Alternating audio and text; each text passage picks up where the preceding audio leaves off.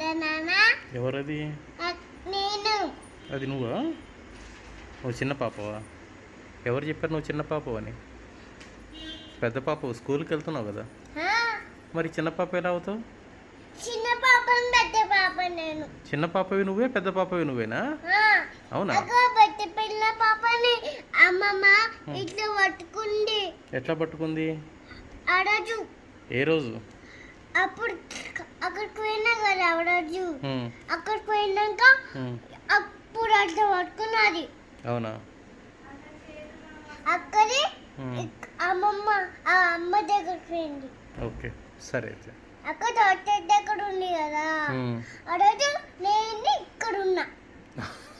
ఆ రోజు నేను అట్లనే హాస్పిటల్ ఉన్నా. అవునా?